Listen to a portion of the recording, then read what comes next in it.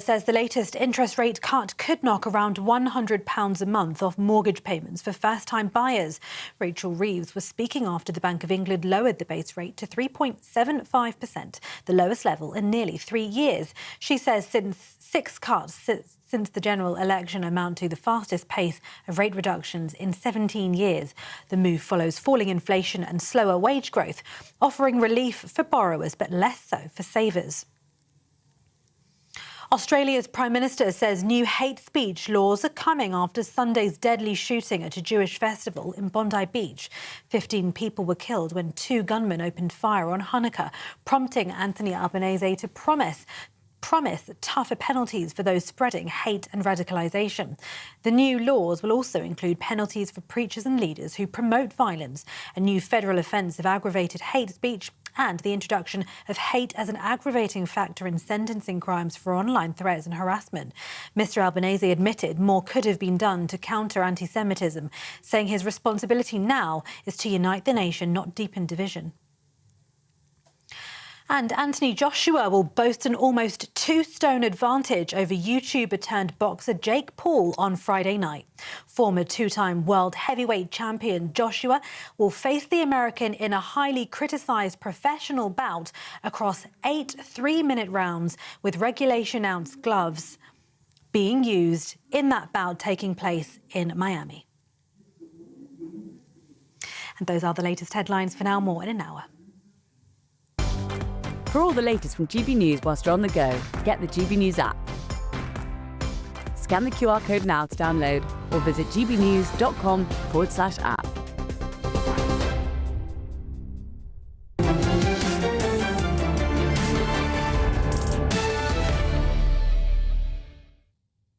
Welcome back to Jacob Rees-Mogg's State of the Nation tonight with me, Tom Harwood. Now here's a story that hasn't been heard enough. It concerns this government, the last Labour government too, and broken promises to the north. Leeds is the largest city in Western Europe without a mass transit system. Now, stay with me here, but delivering a tram to this 1 million strong, proud northern city has been spoken about for decades. In 2002, Leeds finally was successful in winning central government funding to build one. Trams were coming to West Yorkshire. This was an important moment for an important city, a moment to rebalance our southern heavy country and bring some pride back to the north. That is until it wasn't. Blair's government suspended the scheme in 2004 and scrapped the tram's plans altogether in 2005. This was a particular gut punch for a country that was once the workshop of the world and now struggles to build anything at all. Leeds, of course, introduced this country's first ever overhead-powered electric trams back in 1891. The trams ran for 7 decades, ceasing operation in 1960. As Britain lost her empire, Leeds lost her trams. Bringing mass transit back to Leeds was more than about pride. It was also about common sense. Even tiny European towns like Halberstadt in Saxony, population 40,000, have trams. The micro-city of Valenciennes in northern France, home to just 42,000 people, has its own tram system too. In fact, every French city with a population of more than 150,000 people has a light rail system. So naturally, our current Labour government promised to bring trams to Leeds. Tracy Brabin, the Labour mayor of West Yorkshire, won her office promising to deliver just that. Until today. Today, the government has kicked the possibility of bringing trams to Leeds into the long grass again. Astonishingly, Miss Brabin has today said, "I'm determined to deliver trams, but we also have to make the case to government for other modes of transport." She said bus-based mass transit could be one option suggested as part of the business case. All this by the end of the 2030s.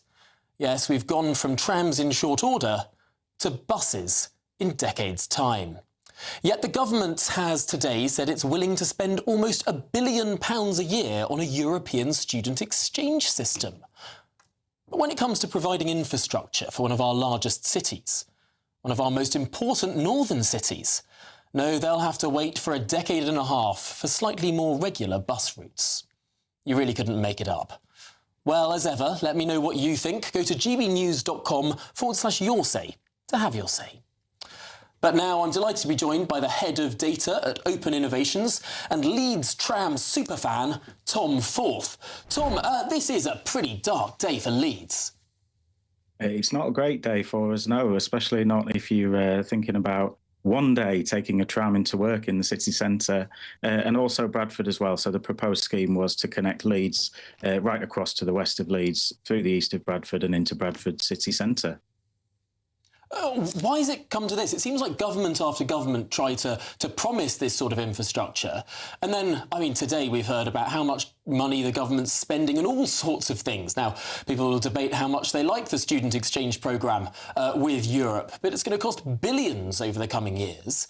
And instead, we get cancellation of this Leeds tram, presumably on the basis of cost. I'm sure that cost has come into play with it.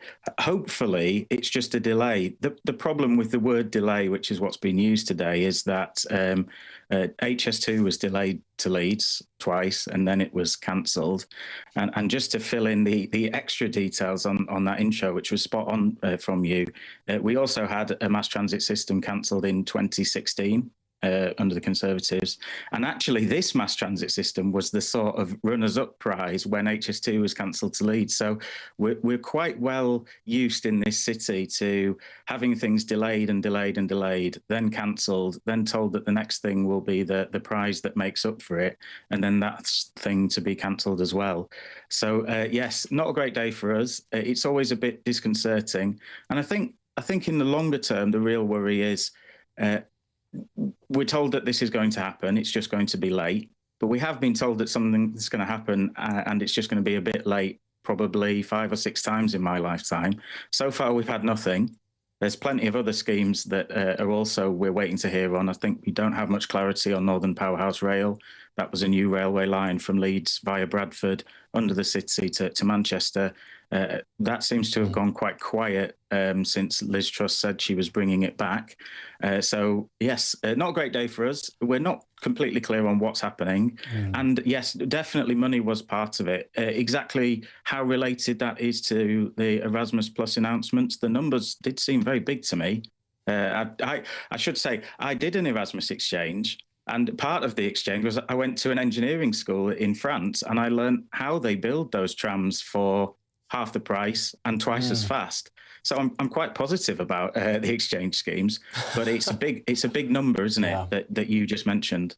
No, it's an astonishing amount of money. It's an astonishing set of decisions, but I suppose we'll have to see what happens in the coming years. Tom Forth, thanks indeed for joining us and talking through this disappointing decision for Leeds today from the government.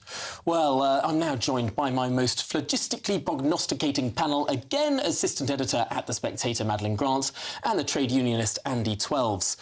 Madeline, this is, of course, one decision for one city, an important decision, but it does flow into sort of a wider picture about the state of the British economy and just how stuttering it is. Absolutely. I mean, we're so used to hearing stories like this, and often there are the most absurd rationales for why something has not gone ahead. You know, I remember last year, Ed Davey welcoming a new footbridge in Surbiton that had taken 10 years to materialise. And it feels like the ambitions are so low that people get excited about things that wouldn't have been worthy of a press release in past decades. And to me, it's very embarrassing, the country of Brunel, of Thomas Telford, of Stevenson, etc. And we're now stuck scrambling around. And actually, the Prime Minister, one of the themes of his appearance in front of the liaison committee was the apathy of government and kind of pulling levers and nothing happens. But actually, there are levers the government could pull, which is to make it much easier to build, to relax some of the regulations that make infrastructure projects, large infrastructure projects especially, just absolutely bound in red tape and stakeholderism, having to go through dozens of consulting groups and environmental regulations to get anything done. Like, it is a crisis of our own making. I mean, it is extraordinary, Andy. I mean, this is the country that invented the first commercial nuclear power station, that invented the railway, invented the telephone. Now it seems we can't build any of this sort of stuff. Yeah, it's sad. It's very sad. I mean, I'm quite sad for Leeds that they're not going to get a tram. You know, I grew up, the closest city to me had a tram, Nottingham. They went all the way from Hucknall all the way over to Clifton South. Sadly, never got extended to where I'm from, which was a real tragedy, but trams are great. You know, I don't think this is I think this is an issue across all parties. You know, the last 15 years of the Tory government, we didn't get much done. The first 18 months of the Labour government, we've not got much done. You've got strong YIMBY campaigns in both. You'll be familiar with the Labour and the Conservative YIMBY groups. I think it is sad. I think I saw today they're pushing the planning bill into January. I saw how Flo Eshalomi, the chair of the MCHLG Select Committee, was disappointed with that. That's the Ministry of Housing, Communities and Local Government. But Andy, I want to ask, why, given that this government was elected on smashing through the blockers, on getting stuff done, why has it just been so sclerotic? I mean, not just on infrastructure, but on almost every single policy front.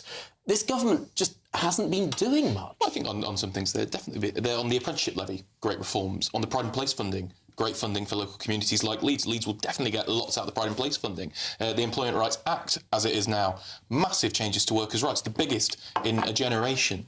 You know, just those three things alone are more than a lot of Labour supporters could have wanted out of the first 18 months of a Labour government. To say they're not doing anything is just not true. Madeline, do you think that's an impressive record for a government that has 411 seats at the last count when it won in last year? I just don't know how much any of this is going to turbocharge growth, which is something they have put front and centre of their political agenda. But so far, they've been much better at talking about it in the abstract and not bringing in concrete policies that will make that happen. Now, I wanted to ask you about the Erasmus programme. I mean, it does seem like an extraordinary amount of money. Over £500 million this year, potentially £840 million for subsequent years, so that students can travel abroad for a year. Yeah, I mean, it's an astonishing sum of money. It really is. It's actually more than we were playing into the Erasmus scheme when we were part of it before Brexit. It seems like perhaps yet another example of bad negotiation from the government. But it's also at a time when budgets are really strained, people are feeling the pinch more than they have for a very long time, and inflation is still insane. It's very hard to make the case for something that is very much, I would say, a kind of luxury policy. The EU's own studies suggest that the Erasmus study abroad scheme overwhelmingly benefited more affluent children of more affluent parents, right, and students generally. It's quite a big transfer of money to be taking from working households towards overwhelmingly middle-class students. And just quickly, 30 seconds, Andy. What's the case for this expensive Erasmus policy? I think it broadens access from the Turing scheme that we have currently as our European exchange scheme. It broadens access. I think it's probably good. I don't think anyone really has an issue with the principle of it. I mean, 840 million does seem quite a lot considering everything, but I think it's fine if students want to go study in Europe. I'm not going to lose my mind over it. No, but like the farming tax is raising considerably less than what this will cost. I think in terms of, is it as pressing an issue as the political capital that they have squandered in going after farmers in this way? It just seems like quite a baffling decision and actually not really in keeping with the ethos of the original Labour Party. Well, I saw Ellie Reeves post a tweet today, sister of Rachel, of course, and I think a cabinet minister in her She way, is right? a cabinet She attends cabinet. Saying that she went on the Erasmus scheme. She's wonderful. I wonder how many Labour MPs have friends or they themselves went on the Erasmus scheme, and how many of them know farmers. Perhaps that explains a bit of the policy difference here, but much more to come on that. Of course, thank you to my panel. Coming up in a moment.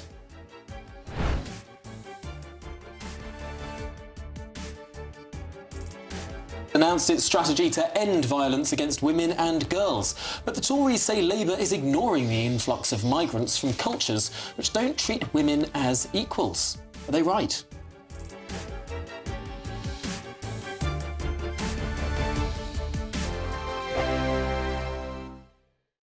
Westminster's full of talk, but out here, it's the real world. Am I allowed to talk now? No, that's it. This is where it matters, real people and real lives. That's what politics is all about. The fact has Trump made a good start? No. Straight answers, no spin, and just a couple of pints. How many fingers have I ever got up? About 10. So join me for Lee Anderson's Real World every Friday at 7 p.m, only on GB News.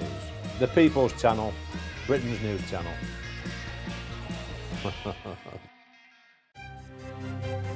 GB News Breakfast, every day from 6 a.m. It appears seem to need more time to do that? They definitely do. I mean, I think this country is becoming so ageist, it's not true. We're all being taxed, and when you think of the years and years we've all paid taxes, and, now they're having another go at us. They're taxing our pensions and everything that we might have saved for that rainy day. Certainly, when crossing a road, it is, if you are, I've got a bad knee, you've got a bad knee over there.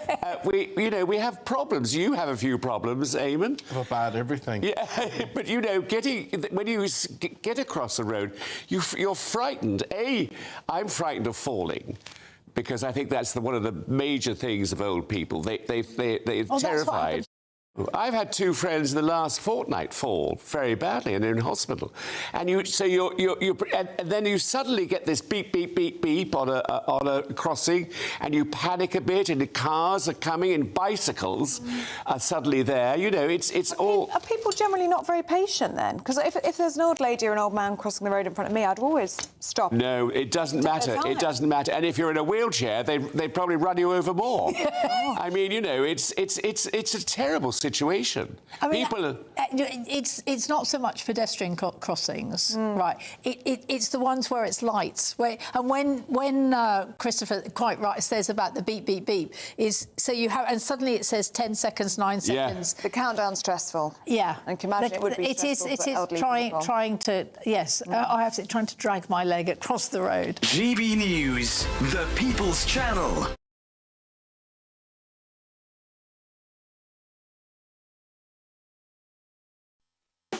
You want to know what's really going on in the corridors of power? Labour don't know what to do with you half the time, and that makes you quite lethal in the chamber. Get behind the headlines with Chopper's Political Podcast. Join me, Christopher Hope, as I sit down with the great and the good of British politics. We'll see where this ruling takes us. These are the stories shaping our nation. Chopper's Political Podcast, available now on all platforms. Listen in and stay ahead.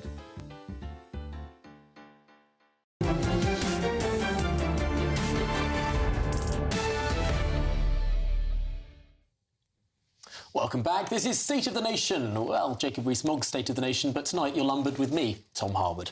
Now, the government has unveiled its strategy to tackle violence against women and girls, describing it as a national emergency.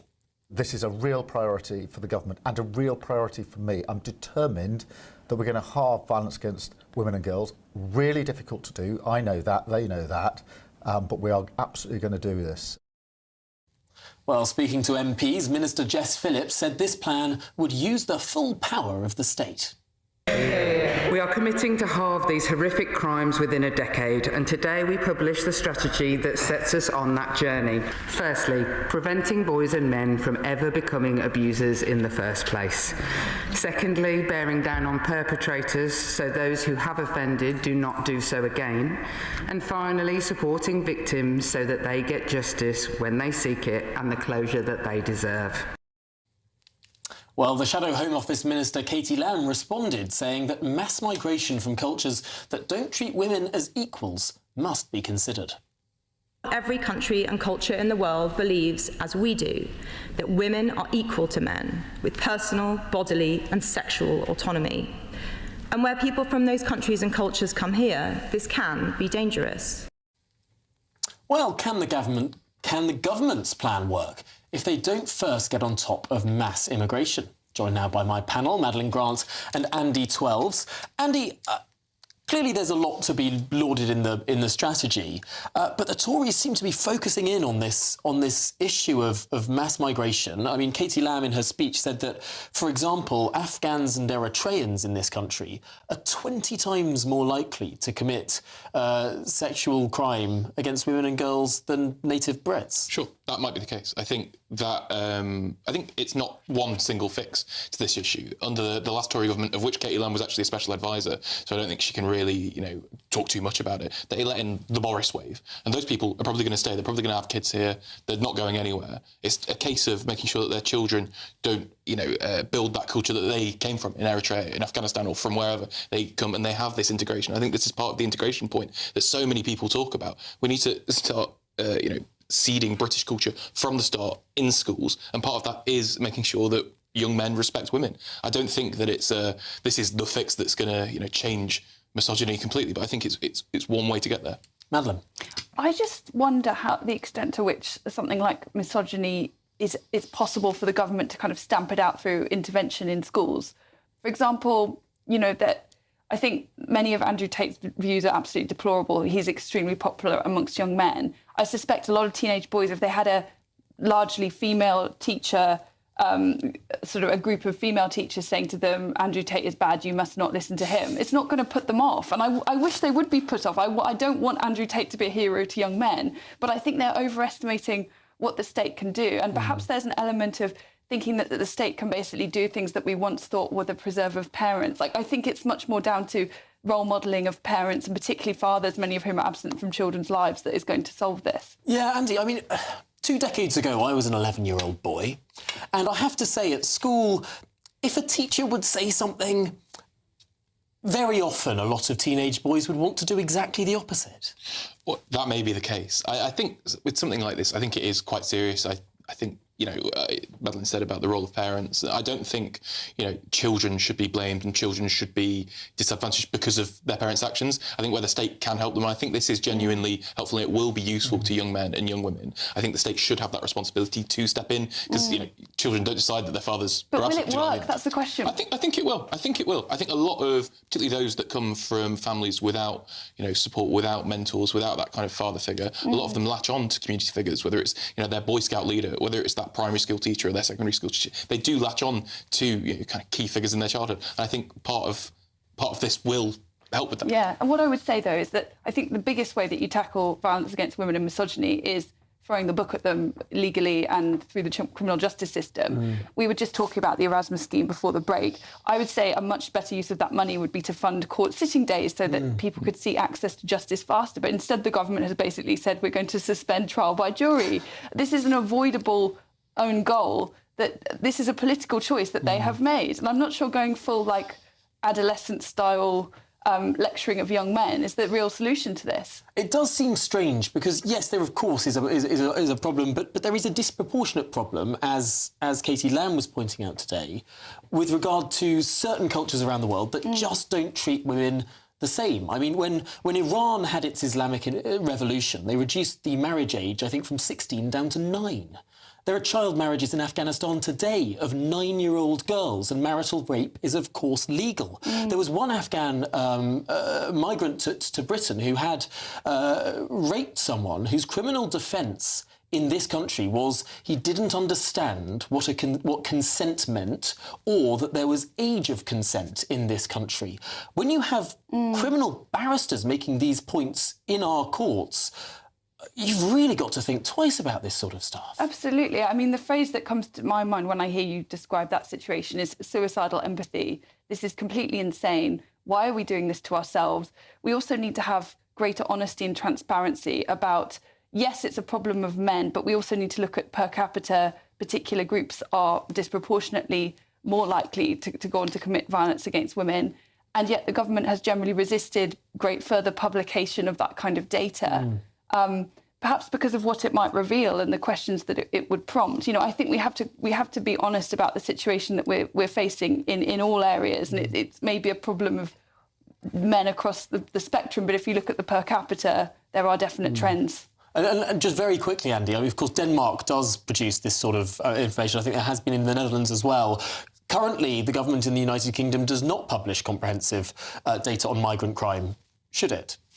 I think it probably should if it collected it. I think the real issue is that at local police force levels, because we've got we don't have a PSNI, we have Police Scotland, but we don't have Police England, or we have loads of different local constabularies, and they're quite disorganised and quite time and resource stretched. So I think maybe if we funded them better, we could collect it and then publish it. OK, well, Andy, Madeline, thanks very much indeed. But coming up in a moment here on State of the Nation.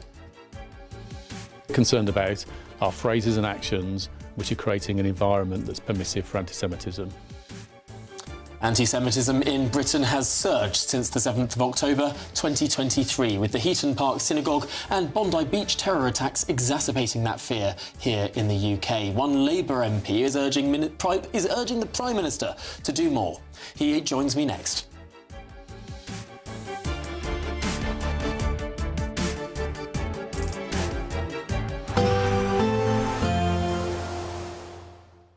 Dinner under the stars tonight? That reminds me of our travel insurance. You mean all clear skies? All Clear Travel Insurance sponsors GB News Travel Destinations Forecast. If you're after some winter sun tomorrow, well, Spain's not looking like a great bet. There is a front that's bringing quite a bit of cloud and rain lying across much of Spain into Portugal and stretching as far as Madeira and the Canary Islands, all of that pushing its way east and southeastwards. A drier picture for many around the Mediterranean, but some outbreaks of rain here and there. And worth bearing in mind, there's more unsettled weather to come, particularly towards more southern parts as we go towards the weekend. Bye-bye. All Clear Travel Insurance sponsors GB News Travel Destinations Forecast. Evening. Yes, it's time for your latest weather update from the Met Office here on GB News. Been a very wet day for many of us today. Tomorrow, well, it wouldn't be hard, but it should be a drier and a brighter day, with many of us seeing some winter sunshine. The winds will also be easing a little bit, but it will stay quite blustery. This little weather system doesn't look much, but it's been providing heavy rain through the day today, all now starting to pull away. A band of showery rain working from west to east through this evening, out of the way pretty much by midnight, so most places dry through the early hours, but showers will continue to push into West Wales, North West England, Northern Ireland and Western Scotland. Temperatures may dip a little lower than recent nights, but still most of us will avoid a frost, and most of us will have a brighter day on Friday. Certainly over the Midlands, Eastern England, some sunshine around here, and across Southern England as well after a very soggy Thursday. Friday looks a bit better overall. Showers will feed into Wales, plenty of showers again for Northern Ireland and especially across Scotland. Mostly across the central belt northwards, parts of southern Scotland may escape dry. Still quite breezy, which means the showers will be moving through, but there'll be so many of them, could just feel like a very wet day on the west coast of Scotland. Elsewhere, I say there will be some sunny spells between the showers, and certainly over much of eastern England, the Midlands and southern England, it's generally a dry and a fine day. A bright and breezy kind of feel to it, certainly a lot drier than today. The showers will tend to ease in Northern Ireland as well, although we'll keep some going along the north coast. Temperature-wise, a bit above average for the time of year, probably feeling a bit warmer than today. The winds will be easing and there will be, for many of us, a bit more sunshine. Saturday, for the vast majority, also a fine day. The winds will be picking up in the west and some rain will creep into Northern Ireland, Wales and southwest England later on. But many areas, again, on Saturday looking dry and bright. And temperatures, again, maybe a touch above average, 8 to 11 degrees Celsius. Bye for now. Decisions made in Washington aren't just shaping America, they're shaping Britain too. From migration to global security, from crime to health. Whatever happens in the White House today will be felt in your town or city tomorrow. That's why The Late Show is live from Washington, DC. Cutting through the politics to show you what it all means for Britain. The Late Show live every night at midnight. Only on GB News, Britain's news channel. Hi, I'm Michelle Dewberry, and my show is your opportunity to cut through all the noise and dive in headfirst to some robust debates. Ideas clash. Situation, no, isn't it? No, because the failure is you're deliberately avoiding my point. Nothing's held back. And if you think this is the end of it, wait for more. And we do not shy away from the difficult stuff. Sometimes I want to shake people and say, if only you understood. So join me on Jubes & Co. weeknights at 6 p.m. only on GB News, Britain's news channel.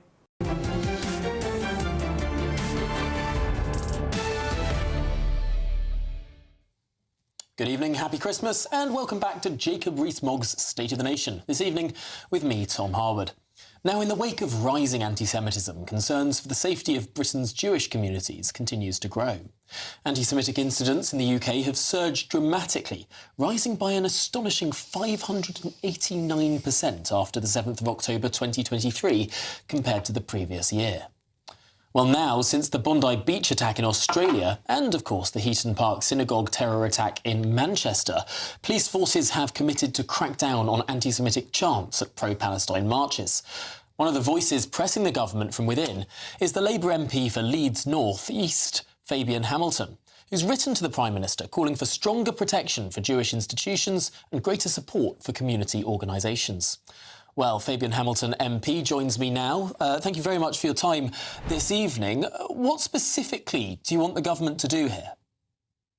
Well, what I'd like, Tom, is for the government to support organisations like the Leeds Jewish Representative Council. There are others around the country, namely in Manchester and in other parts, other big cities in the UK where there are substantial Jewish communities. But the community that I represent is run by the Leeds Jewish Representative Council. It's responsible for community cohesion, for resilience, for communication, for reaching out to other communities, which I think is really important, and for ensuring that there is a future for British Jewish people in our city of Leeds. I had a very moving interview earlier this week with the survivor of the Bondi Beach terror attack, and she was saying that this could have been anywhere, that Jewish people around the world at this moment in time are living in fear. We saw what happened in Manchester, we saw what happened in Bondi Beach, we saw foiled attempts and other attacks on the continent in Europe. It really does seem like now is a moment of great, great peril for the Jewish community around the world. Yes, it is. And I think that's why we need to strengthen community coordination. We need to strengthen the organisations within the community so that they can speak for the whole community and act on their behalf. This is also about, it is about fear, you're absolutely right, and understandably so. But if Britain wants to continue to be a home for British Jewish people who've made such a contribution to British society, the economy, our culture, over 150 years in the city of Leeds, for example, then we need to make sure that its organisations can run and don't go bankrupt, which is what's facing the Leeds Jewish Representative Council after the loss of its lottery grant. Now, I don't want to beat around the bush here. The attacks that I've mentioned around the world come from one particular source, and that is radical Islamism. It seems that there is a particular violent strain of this particular ideology that is making Jewish people, well, not just fear for their lives, but in many cases lose their lives. Does the government need to do more specifically when it comes to radical Islamist terrorism? Well, I think the government and this government and previous governments have always done quite a lot to stop radical Islamist terrorism. But let's not forget that the person... Have they, though, Fabian? Because, I mean, you speak to people in, for example, the Middle East, in countries in the Middle East like Jordan, that have much more strict attitudes to how Islam should be preached, that would be shocked if they heard what went on in our mosques. I mean, some people in the Middle East refer to London as a sort of radicalised part of the world, where they wouldn't dream to send... These are Muslims who wouldn't dream to send their own family members to this country, because there's just radical Islam that runs amok in many of the mosques. That is not my personal experience or the experience of my family members and friends. But the fact is that the person who tried to disarm the shooters at Bondi Beach was himself a Muslim. So the idea that all Muslims and all mosques are preaching hatred towards Jews, I think, is nonsense. And I have a big Islamic centre in my constituency which preaches the true message of Islam, love and peace. But look, I'm here to defend the Jewish community in my constituency, to make sure that it has a future. What I don't want to see is British Jews being so scared of being proud of their Jewish roots and heritage here in Leeds or in the United Kingdom, that they feel they have to emigrate to Israel. I think that would be appalling. We'd lose so much in society if that were to happen. And therefore we need the organisations, the institutions that organise for the Jewish community as a whole, that give that cohesion, that resilience, that rootedness in their communities, and that reach out to others. We need them to be enhanced and supported in any way we can. OK, well, Fabian Hamilton, thank you very much for joining me and talking through this concerning issue. Well, let's turn to my panel now, Madeline Grant and Andy Twelves. Madeline. Yes, it was interesting what Fabian Hamilton was saying. I mean, I'm really glad that he spoke about the amazing contribution made by the Jewish community. I do think it was quite interesting that when you raised the issue of radical Islamism, his response was to basically say this is not all Muslims, even though you hadn't said it was all Muslims. No, I do think there is this fear about having a frank conversation, that although it does not refer to all Islam and all Muslims, but it is a meaningful segment of Islam that is also backed up in some cases by scripture. I feel like that needs to be discussed more, and the government does need to go further at clamping down on hate preachers in some, but not all, mosques. It feels like it's still an uncomfortable conversation for politicians, as we could see just then. Yeah, Andy, what do you make of that? That sometimes we tiptoe around why there is rising anti-Semitism. I mean, predominantly, this is coming from one religious ideology. Yeah, and I think the government and any normal person would say that we need to action it. Absolutely, I think those hate breaches in mosques, if they're on Hyde Park Corner or if they're out in the streets, they should be dealt with quite swiftly by either the Met Police or their local police force. I think the government would share that view. But the government's bringing forward a definition of not quite Islamophobia. They've renamed it recently. But many people would raise an eyebrow at what the government is trying to do to sort of, in the eyes of some critics, restrict criticism of that particular ideology instead of sort of allowing criticism of different ideologies, as any free society surely should. I think we've got pretty defined establishment definitions of what anti-Semitism is. You know, the International Holocaust Charity is the one that the Labour Party adopted, and I believe the one that the government has adopted, if not the one that they'd certainly use. I don't think it's wrong that a government define what anti-Muslim hatred, I think that's the term they're using now, anti-Muslim hatred, looks like. I don't think it is a blasphemy law, as some have suggested. It's, you know, clamping down on free speech to put a firm establishment definition on you can't be hateful towards Muslims because they're Muslims. I find this one difficult because, I mean, Jewish people are a people. It's an ethnicity, and it's very, very difficult to become a Jew. Yeah. Whereas being a Muslim, Islam is a set of ideas that they want to promulgate as widely as possible, as every religion surely does. But it seems to me that there's a difference there, because you can be an atheist Jew, for instance. Yes. I've never, ever heard of an atheist Muslim. I've heard of an ex-Muslim, but not an atheist Muslim. Yeah, I think that's a really important point. It is ultimately, there is a fear that if the definition goes too far, it creates a definition that will have a chilling effect on free speech by essentially protecting a set of ideas as if it were a racial characteristic. That is the worry, and many critics of the idea generally have made that point. Andy, what do you make to that idea that, you know, you can have, you know, ethnic Jews who don't believe in God? You can't really, I mean, there's no such thing as an ethnic Muslim. No, well, I agree that I'm not going to contest that they're not an ethnicity. I think that's, you know, for tankies and cranks on the far left. But I do think, you know, if the government said today that they were going to do an anti-Sikh hatred or an anti-Buddhist hatred, I would support that as well. OK, well, thank you very much indeed to my panel. Now, in a moment, stories of religious oppression are everywhere, but 380 million Christians are facing persecution worldwide. Sir Jacob Rees-Mogg spoke to the author and journalist Rupert Short about this crisis. That's after this.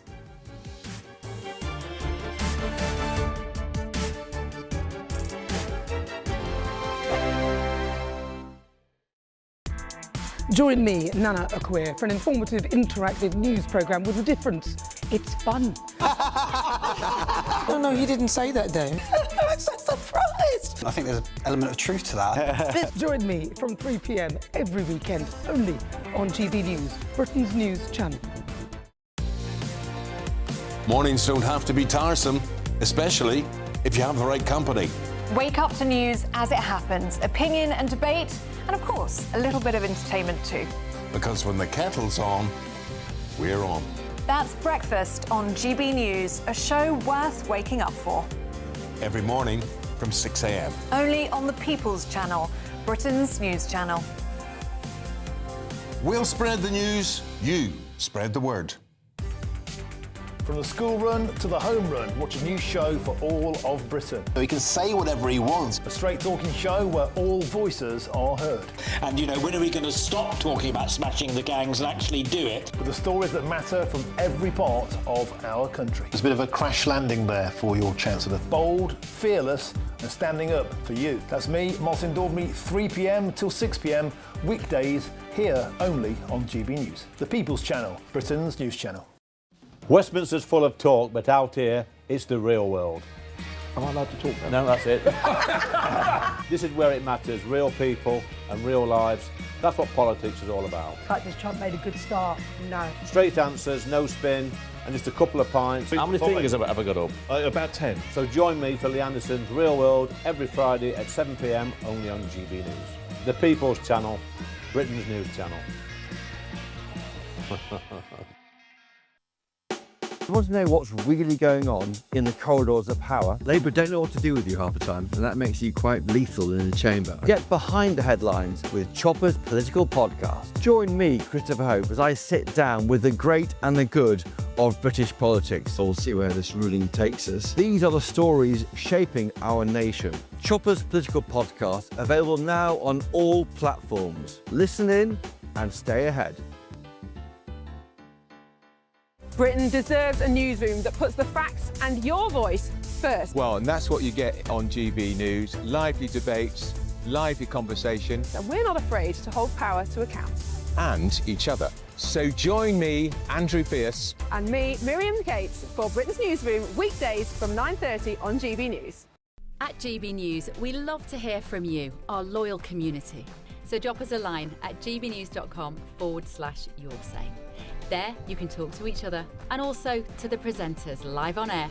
gbnews.com/yoursay, because GB News is your channel, Britain's news channel.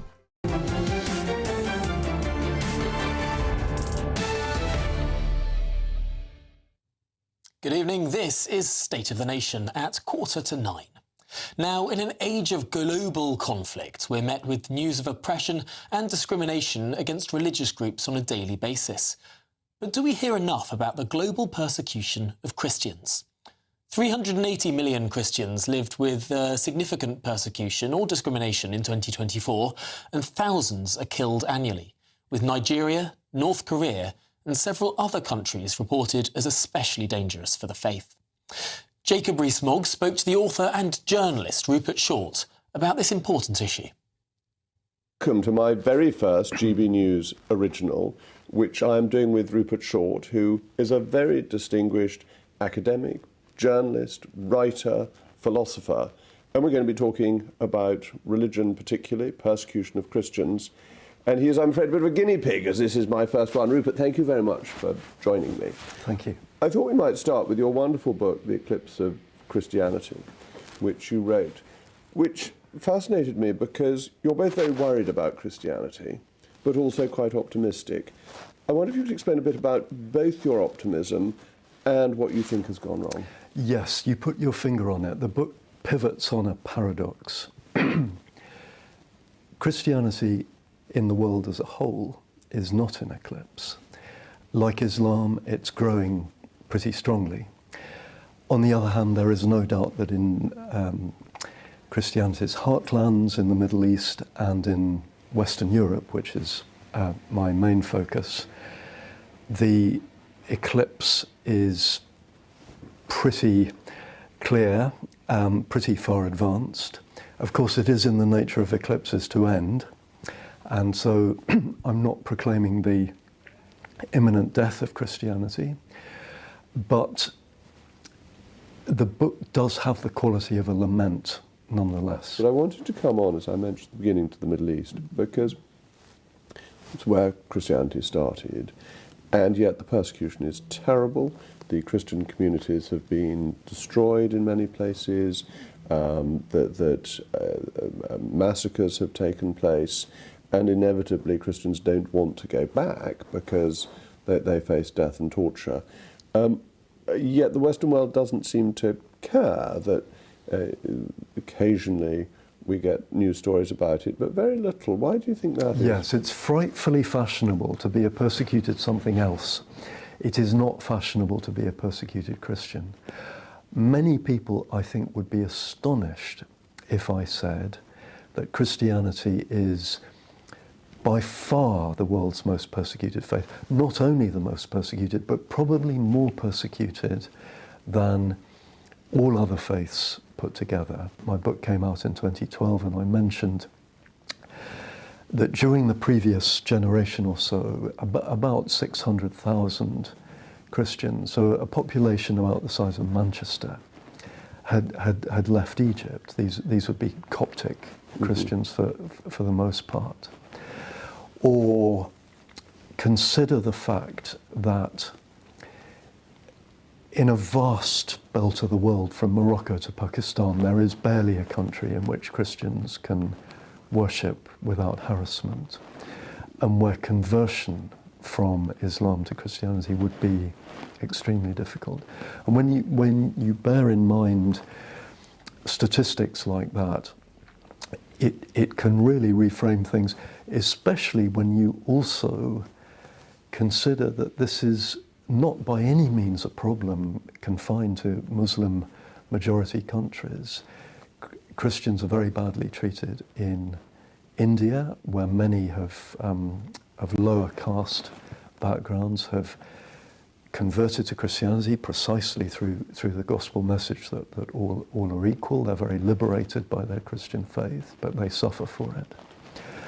And of course, the communist world is still highly, highly problematic for Christians and other believers. Recent stories in Nigeria of school children being kidnapped and a constant disruption of Christian activity in so many countries in the world. It's curious, isn't it? Partly, I think, because of the Pope's intervention, Pope Leo's intervention, and indeed Donald Trump's, there has been much more attention paid to the religious background of the children kidnapped in northern Nigeria last month. But when hundreds of schoolgirls were also kidnapped just over 10 years ago, there was great reference in the media to the Chibok schoolgirls. Michelle Obama, you may recall, got involved. It was vanishingly rare to find people talking about the Chibok Christian schoolgirls. And part of the point is, if they had been Muslims, they wouldn't have been at school in the first place. They wouldn't have been allowed to be, for the most part. As in Afghanistan, where the education of schoolgirls has stopped since... That's right. Yes. I have no interest in stirring up conflict with Islam. I think if you were to say that the 20th century was more about clashes of political ideology, totalitarianism of various kinds, socialism versus free market economics, you could make a strong case for saying that with the reverse of secularism in the world as a whole, that a big part of our flourishing in the 21st century will depend on the capacity of Christians and Muslims to get on well together. As I mentioned earlier, they are the two most formidable worldviews in existence, and whatever the opinions of bien-pensant secularists, both are growing strongly. So I have no interest whatever in picking a fight with Islam, but it doesn't seem to me wrong in the least to say in a measured way, just to point out what is happening and to draw attention to certain double standards. Rupert, thank you very much for joining me. Thank you. Well, a big thank you to Rupert Short and indeed to Jacob Rees-Mogg for that important discussion. You, of course, can see the full interview on GB News' digital platforms. Anyway, that's all from me. Sir Jacob is back on Monday, but up now on GB News is Alex Armstrong. He's in for Patrick Christie's. Alex, what's coming up on your programme? Thank you so much, Tom. I've got a stellar show lined up tonight. We've got Susan Hall joining me because there's been another bust-up in City Hall. Sadiq Khan being quizzed again on rape gangs in London. I'm going to bring you that interview, and Susan Hall will be joining me herself. We're also going to be talking about misogyny. What do you make of this new law, and should we really be talking about some of the practices in Islam, perhaps? That's all coming up on the show.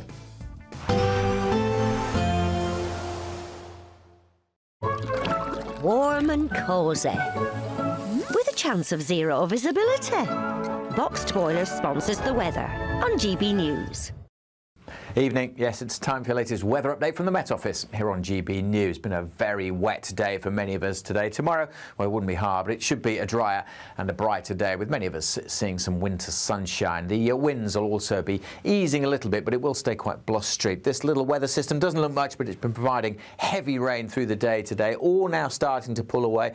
A band of showery rain working from west to east through this evening, out of the way pretty much by midnight, so most places dry through the early hours, but showers will continue to push into West Wales, North West England, Northern Ireland and Western Scotland. Temperatures may dip a little lower than recent nights, but still most of us will avoid a frost, and most of us will have a brighter day on Friday. Certainly over the Midlands, Eastern England, some sunshine around here, and across Southern England as well after a very soggy Thursday. Friday looks a bit better overall. Showers will feed into Wales, plenty of showers again for Northern Ireland and especially across Scotland. Mostly across the central belt northwards, parts of southern Scotland may escape dry. Still quite breezy, which means the showers will be moving through, but there'll be so many of them, could just feel like a very wet day on the west coast of Scotland. Elsewhere, I say there will be some sunny spells between the showers, and certainly over much of eastern England, the Midlands and southern England, it's generally a dry and a fine day. A bright and breezy kind of feel to it, certainly a lot drier than today. The showers will tend to ease in Northern Ireland as well, although we'll keep some going along the north coast.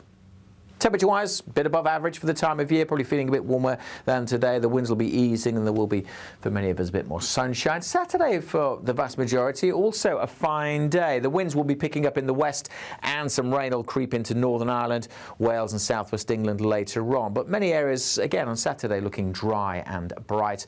And temperatures, again, maybe a touch above average, 8 to 11 degrees Celsius. Bye for now. Warm and cosy, with a chance of zero visibility. Boxed Boiler sponsors the weather on GB News. It's the big one. Your chance to win a whopping £85,000 in tax-free cash. The largest cash prize we've given away to date. That's like over £7,000 a month extra in your bank account each month for 12 whole months. That's a year of yes. Yes to holidays, yes to treats, yes to shopping trips, yes to home improvements. For another chance to win £85,000 cash, text cash to 63225. One entry costs £2.50 plus one standard network rate message, or text bonus to 63225. 5 entries cost £5 plus one standard network rate message. Go to gbnews.com/win. Entries start at £2.50. Call 0903 686 3232. Calls cost £2.50 plus your network access charge. Or post your name and number to GB18 PO Box 8690 Derby DE1 9TT. UK only. Entrance must be 18 or over. Lines close at 4 p.m. on the 30th of January. Please check the closing time if listening or watching on demand. Good luck. Hi, I'm Michelle Dewberry, and my show is your opportunity to cut through all the noise and dive in headfirst to some robust debates. Ideas clash. Situation, isn't it? No, because the failure is you're deliberately avoiding my point. Nothing's held back, And if you think this is the end of it, wait for more. and we do not shy away from the difficult stuff. Sometimes I want to shake people and say, if only you understood. So join me on Jubes & Co. weeknights at 6 p.m. only on GB News, Britain's news channel. From the school run to the home run, watch a new show for all of Britain. So he can say whatever he wants. A straight talking show where all voices are heard. And, you know, when are we going to stop talking about smashing the gangs and actually do it? With the stories that matter from every part of our country. There's a bit of a crash landing there for your Chancellor. Bold, fearless and standing up for you. That's me, Martin Daubney, 3 p.m. till 6 p.m. weekdays, here only on GB News. The People's Channel, Britain's news channel. Westminster's full of talk, but out here, it's the real world. Am I allowed to talk now? No, that's it. This is where it matters, real people and real lives. That's what politics is all about. The fact is Trump made a good start. No. Straight answers, no spin, and just a couple of pints. How many fingers have I got up? About 10. So join me for Lee Anderson's Real World every Friday at 7 p.m. only on GB News. The People's Channel, Britain's news channel. You want to know what's really going on in the corridors of power? Labour don't know what to do with you half the time, and that makes you quite lethal in the chamber. Get behind the headlines with Chopper's Political Podcast. Join me, Christopher Hope, as I sit down with the great and the good of British politics. We'll see where this ruling takes us. These are the stories shaping our nation. Chopper's Political Podcast, available now on all platforms. Listen in and stay ahead. We love Great Britain. We love its history, its culture and its tradition, and that's why we're so proud to be part of GB News. You look genuinely emotional. Oh, come here. GB News does pay attention to those who are ignored by the mainstream media. The majority of this country whose forefathers fought and died to maintain liberty, to fight for freedom of speech. The rule of law, the rights of property and democracy. This is the heritage that our country should be so proud of. Which of course includes our Christian heritage. There's been a huge resurgence in the number of people going to church. Perhaps they're not finding what they're looking for, and they're looking for something a bit deeper, a bit more truthful, a bit more akin to Britain's Christian heritage. That's right, get ready, because the most exciting night in general election history starts now!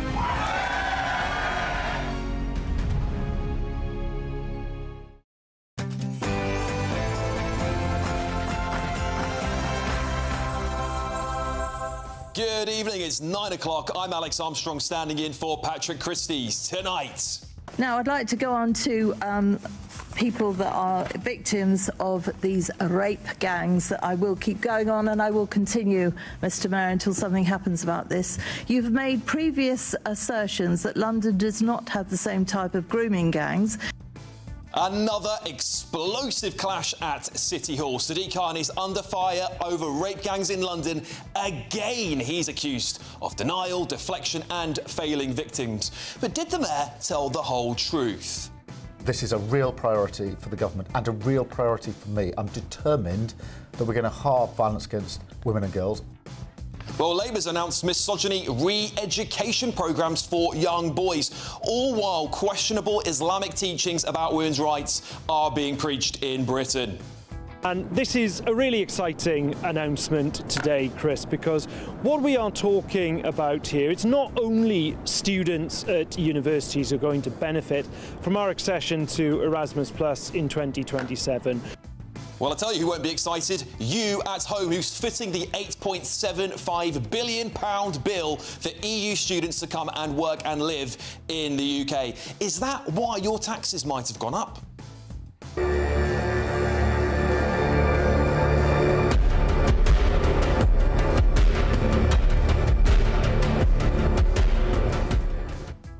Well, a damning report claims that foreign spouses who